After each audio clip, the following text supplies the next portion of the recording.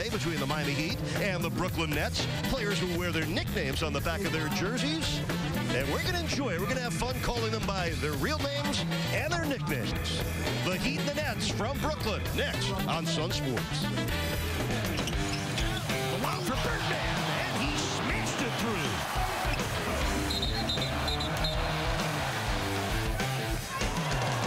A spectacular move by D-Wade.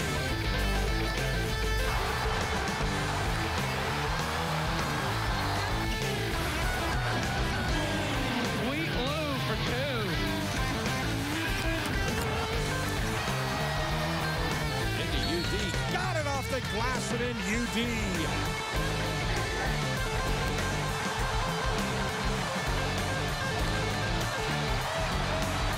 A rip-roaring grand slam for King James.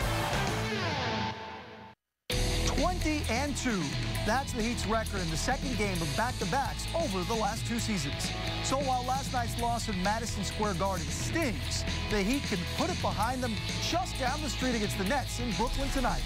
I'm in the borough of Brooklyn. That is where the 2-time defending NBA champs will look to bounce back from a tough loss to the Knicks in the Garden.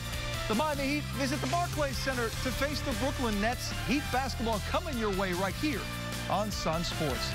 Oh, it's a special night. The arrival of, John, it's Jay Shuttlesworth. He got game with his former director there in the movie, Spike Lee. Spike Lee there.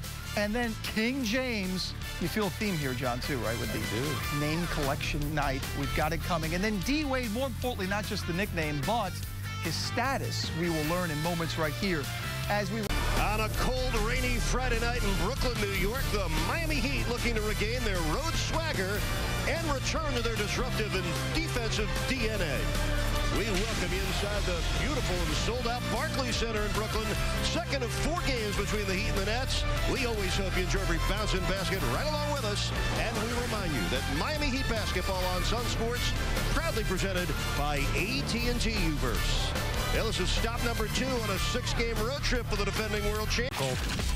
And they made it hard for Brooklyn to kind of get some rhythm going on the offensive end. They drew the double team there. LeBron did. They were able to pass and move around the perimeter.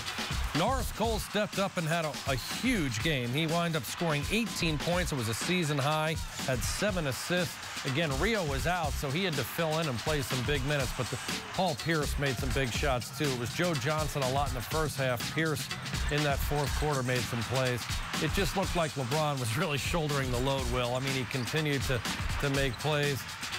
Joe Johnson and Pierce going back and forth for Brooklyn. It was just such a really a grind-out scenario. Yeah, and again, this is a game that Brooklyn had in hand for a while. The Heat made that comeback led by LeBron. This is the end of regulation where Brooklyn actually had 2 shots, John, and couldn't get it to drop. Yeah, I mean, look how far they pushed Pierce out. He has to take a contested 3 as he's, fading away. That was a great job to get into overtime.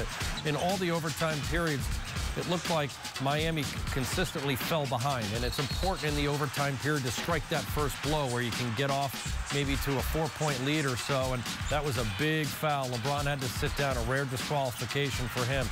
How about Norris Cole right here, the Cole train. Stepping in, the Cole train, getting a good shot. Eric Spoelstra refused to call a timeout, pushed them up the court, and they got a great look.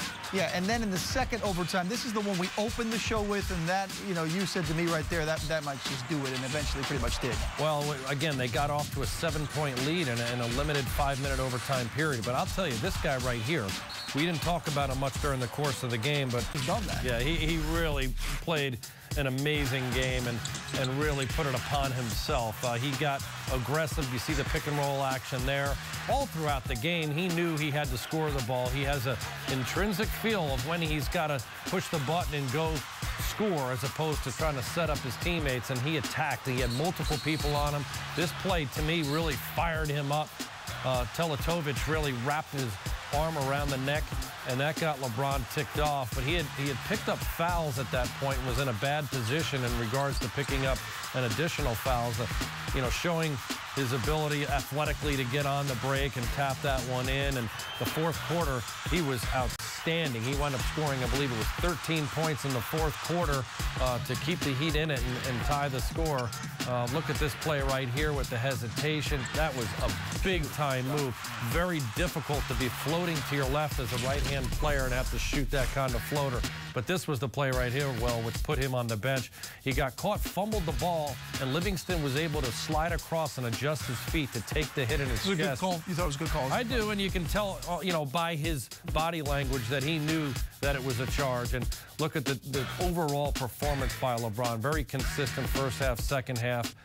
It's a shame that he had to foul out, and clearly it affected the team in that double overtime. Big stage with some big-time players, and never backed down, but I like his composure. Coming into the start here, he really let the game come to him in terms of picking apart the defense. He had 7 assists, but he also had 18 points on 8 of 14 shooting. This is a big-time play. Look at the way he seals the bigger man, Joe Johnson, so he's not impactful trying to block the shot.